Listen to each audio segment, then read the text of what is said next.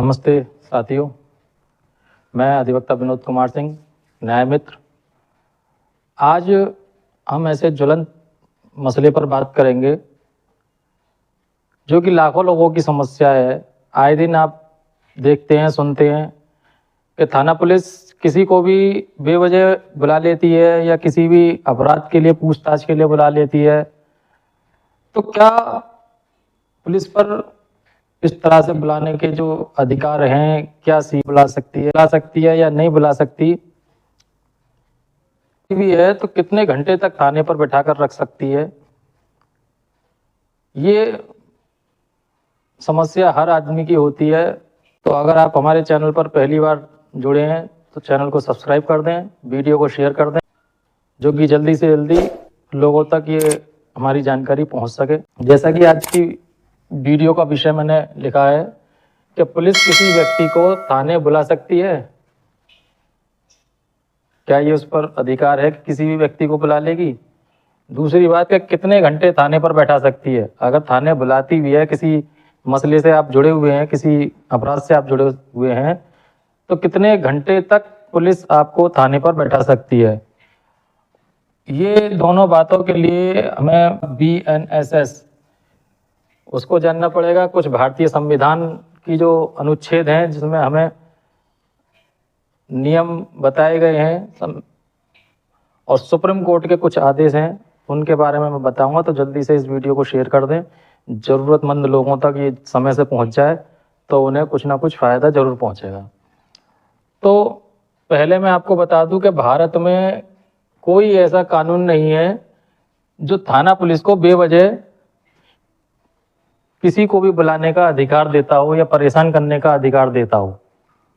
ऐसा कोई भारत में कानून नहीं है। तो ये बात आप दिमाग में बैठा लें कि पुलिस बेवजह किसी को नहीं बुला सकती। अगर थाना पुलिस पूछताछ करने के लिए बुलाती है, अगर थाना पुलिस किसी मसले के संबंध में आपको पूछताछ करने के बुलाती है, तो कानून का पालन करना पड़ेगा। थाना पुलिस को जो भी कानून है BNSS अधिनियम के अनुसार और भारतीय संविधान के अनुसार, और सुप्रीम कोर्ट ने कई आदेशों में थाना पुलिस की गलती पाई तो उसके अनुसार उनको कानून का पालन करना पड़ेगा। तो सबसे पहले जो सवाल उठता है कि क्या थाना पुलिस किसी व्यक्ति को थाने पर बुला सकती है? तो मैं आपको बता दूं कि थाने पर पुलिस बुला सकती है BNSS 2023 की धारा 179 और CRPC 1973 जो पहले अधिनियम था उसमें धारा थी 160। इसके अनुसार थाना पुलिस बुला सकती है। यह धारा पुलिस को किसी मामले में जांच के दौरान ऐसे व्यक्ति को जिसे मामले के तथ्यों की जानकारी हो, यानी कि अगर आपको किसी घटना के संबंध में कोई जानकारी है तो उसे पूछताछ के लिए थाने पर उपस्थित होने का नोटिस देने का अधिकार देती है। यानी कि अगर आपको किसी भी मामले से जुड़ी हुई कोई जानकारी है और थाना पुलिस को ये जानकारी होती है कि भाई फला व्यक्ति को ये जानकारी है इस मुकदमे से संबंधित, तो कानूनी रूप से अगर थाना पुलिस आपको बुलाती है तो नोटिस के अनुसार लिखित रूप में आपको बुला सकती है। और इस धारा के अनुसार भी ये कहा गया है लेकिन कि 15 वर्ष से कम व्यक्ति, 60 वर्ष से अधिक और बीमार या अगर महिला है तो थाने नहीं बुला सकते।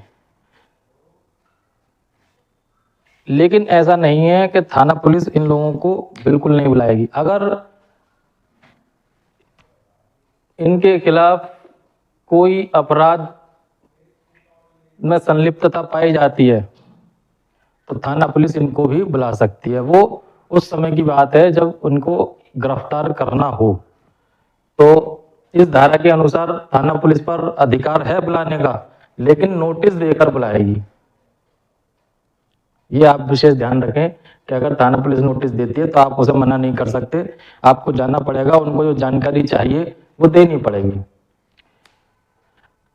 मैं भारतीय संविधान के अनुच्छेद की जो बात कर रहा था, ये BNSS के अनुसार हमने बता दी। और ये जो नोटिस की बात आ रही है, ये BNSS की धारा 35 सब क्लोज 3 सब क्लोज 4 में इसका विवरण दिया गया है कि पूछताछ करने के लिए भी बुला सकती है, और कोई व्यक्ति अगर किसी अपराध में शामिल है तो उसको भी इस नोटिस के अनुसार बुलाया जा सकता है। इस सेक्शन में ये प्रावधान दिया गया है, और यही CRPC की धारा 41 का में प्रावधान था।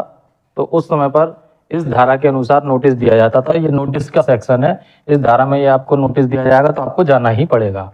अच्छा, जो हम संविधान में अपने बात कर रहे थे, तो संविधान का अनुच्छेद 21 जो मैंने अभी कल वीडियो बनाई थी, उसमें भी आपको बताया था कि संविधान का अनुच्छेद 21 किसी भी व्यक्ति को कानून द्वारा स्थापित प्रक्रिया के अतिरिक्त, यानी कि अगर किसी कानून के अनुसार आप दोषी हैं या किसी अपराध में शामिल हैं तो उसके अनुसार तो बुलाया जा सकता है, उसके अतिरिक्त, कानूनी प्रक्रिया के अतिरिक्त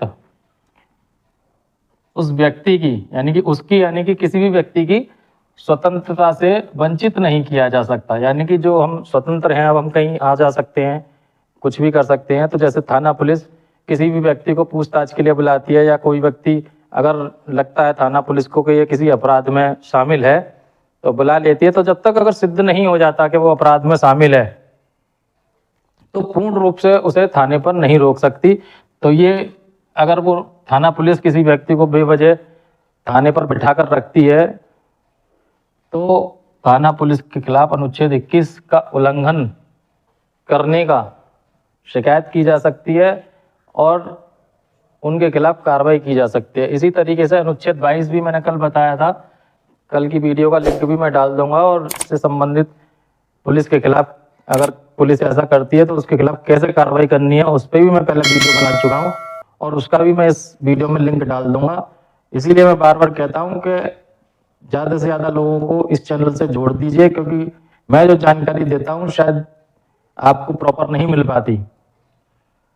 तो जल्दी से जल्दी शेयर कर दीजिए चैनल को, लाइक कर दीजिए अगर मेरी बात सही लग रही है तो, या समझ में आ रही है। जो आपके सवाल हैं वो मेरी वीडियो के कमेंट में आप लिख कर भेज सकते हैं। अनुच्छेद 22 की जो हम बात कर रहे थे, इसमें कहा गया है अनुच्छेद 22 में कि यदि किसी व्यक्ति को गिरफ्तार किया जाता है तो उसे गिरफ्तारी का कारण बताया जाएगा। और अनुच्छेद 22 आपको ये भी अधिकार देता है कि आप अपनी पसंद के अधिवक्ता से बात कर सकें। जिस अपराध में आपको दोषी पाया गया है उस अपराध की जानकारी ले सकें, उस अपराध के अनुसार कानूनी प्रोसेस कर सकें। क्योंकि कुछ मसले ऐसे होते हैं, कुछ अपराध ऐसे होते हैं जिनमें थाना पुलिस आपसे पूछताछ के लिए बुलाती है और जमानत थाने पर भी ले लेती है और छोड़ भी देती है। तो वो सब डिपेंड करता है आपके अधिवक्ता पर कि वो किस तरीके से आपके मसले को देखते हैं। सुप्रीम कोर्ट के कुछ आदेश हैं, उनको भी मैं आपको बता देता हूं कि सुप्रीम कोर्ट ने कुछ आदेशों में पुलिस को सख्त हिदायत दी है कि वो कानून के अनुसार काम करें। तो वो एक ये 2014 का आदेश है, अर्नेश कुमार बनाम स्टेट ऑफ बिहार, अर्नेश कुमार बनाम स्टेट ऑफ बिहार में सुप्रीम कोर्ट ने ये कहा है कि जिन अपराधों में अधिकतम 7 वर्ष की सजा हो, जिन अपराधों में 7 वर्ष तक की सजा हो, 7 वर्ष तक की सजा हो, उनमें स्वतः गिरफ्तारी नहीं की जानी चाहिए। यानी कि स्वतः गिरफ्तारी नहीं की जानी चाहिए। जैसे कि मैं आपको प्रॉपर समझा दूं कि कल हमने जो बात करी थी FIR की, तो उसमें मैंने आपको बताया था कि संज्ञेय और असंज्ञेय, तो संज्ञेय अपराध वो होते हैं जो 7 वर्ष से ऊपर के या 7 साल तक के अपराध होते हैं। कुछ अपराध ऐसे होते हैं जिनमें भी 7 साल तक का प्रावधान होता है। लेकिन FIR दर्ज होने के बाद भी सुप्रीम कोर्ट ने यह आदेश दिया है कि 7 साल तक की सजा वाले अपराधों में गिरफ्तारी FIR दर्ज होने के बाद नहीं की जा सकती।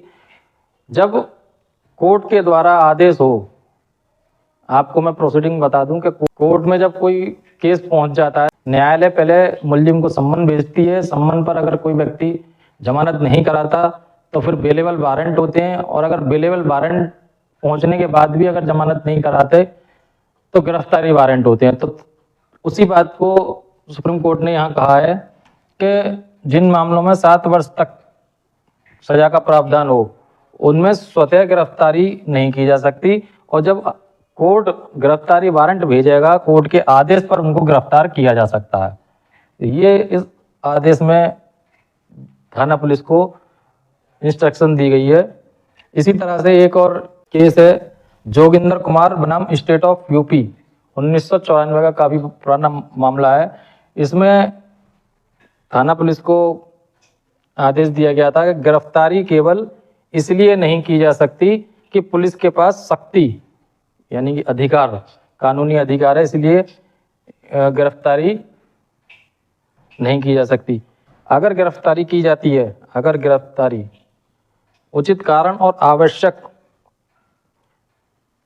गिरफ्तारी उचित कारण और आवश्यकता के आधार पर ही होनी चाहिए। यानी कि अगर पुलिस को लगता है कि भाई ये व्यक्ति शिकायतकर्ता या गवाह किसी को अगर कोई नुकसान पहुंचा सकता है तो ही उसको गिरफ्तार किया जा सकता है, अन्यथा नहीं। जरूरत अगर नहीं है तो गिरफ्तार नहीं करना चाहिए। कोर्ट ने थाना पुलिस को आदेश दिया है। अगर थाना पुलिस किसी व्यक्ति को थाने पर बुलाए या थाने पर बुलाकर बैठा ले तो क्या करना चाहिए? तो अगर थाना पुलिस, जैसा कि मैंने आपको पहले भी बताया, कि नोटिस अगर भेजती है तो आपको जाना पड़ेगा। नोटिस के बिना ना जाएं, और अगर नोटिस के बिना अगर आपको बुलाया जा रहा है तो कारण पूछें। अगर आपको लगता है कि कोई ज़्यादा गंभीर बात नहीं है, कोई समस्या की बात नहीं है, तो आप चले जाइए, कोई बात नहीं है। लेकिन अगर आपको ऐसा लगता है कि कोई गंभीर बात है या कोई परेशानी हो सकती है, तो आप अपने जो भी आपके परिचित अधिवक्ता हों, आप अपने सबसे पहले अधिवक्ता को सूचित करें कि भाई मुझे थाने पर बुलाया जा रहा है और मैं थाने पर जा रहा हूँ। तो आपके अधिवक्ता आपको कुछ सलाह दे सकते हैं, या आपके कोई रिश्तेदार हों जिनको कि थोड़ी बहुत कानून की जानकारी हो, या परिवार के कोई सदस्य हों, उनको आप सूचित कर लें या साथ में ले लें, तभी आप थाने पर जाएं। अन्यथा अगर मामला कुछ भी बनता है तो परेशानी हो सकती है। अगर थाना पुलिस बार बार आपको बुला रही है किसी भी मसले में, एक बार बुला लिया, 2 बार बुला लिया, और बार बार अगर आपको एक ही विषय पर या किसी समस्या आपको लग रही है कि भाई ये मुझे परेशान कर रहे हैं, तो आपको क्या करना है? आपको थाना पुलिस से ऊपर के जो अधिकारी हैं, एसपी, एसएसपी, उनको लिखित शिकायत करनी है कि भाई थाना पुलिस मुझे बेवजह बुला रही है या इस कारण से बार बार बुला रही है जिससे मैं परेशान हो रहा हूँ। तो ये सब बातें आपको लिखित में शिकायत करनी पड़ेगी, जिससे कि आपको परेशान करना बंद कर दे थाना पुलिस। अगर इसके बावजूद भी आपकी परेशानी का समाधान नहीं होता है तो आप मानवाधिकार आयोग में शिकायत कर सकते हैं थाना पुलिस के खिलाफ। और जब आप थाना पुलिस के खिलाफ शिकायत करेंगे तो थाना पुलिस और एसएसपी के खिलाफ मुकदमा दर्ज हो सकता है और उनके खिलाफ कार्रवाई भी हो सकती है। अगर इसके बावजूद भी कोई रिलीफ ना मिले तो उच्च न्यायालय में आप पुलिस के खिलाफ रिट डाल सकते हैं, हाई कोर्ट में रिट डाल सकते हैं, जिससे कि थाना पुलिस को उचित दंड मिलेगा। मैं अधिवक्ता विनोद कुमार सिंह, न्याय मित्र, आपको ऐसे ही जानकारी देता रहूँगा। अगर आप मेरी इस जानकारी से सहमत हैं, आपको कुछ फ़ायदा हो रहा है, तो मेरी इस वीडियो को ज़्यादा से ज़्यादा लोगों तक पहुँचाइए। अगर आपकी कोई समस्या है या किसी विषय पर आप चिंतित हैं तो मेरी इस वीडियो में कमेंट कर दें, लिख कर भेजें, मैं आपको उसका समाधान बता दूंगा। मेरे इस चैनल को सब्सक्राइब कर दें, ज़्यादा से ज़्यादा लोगों को इस पर जोड़ें, जिससे कि सभी लोगों तक मेरी सलाह, मेरी जानकारी पहुंच सके। जय हिंद, जय भारत।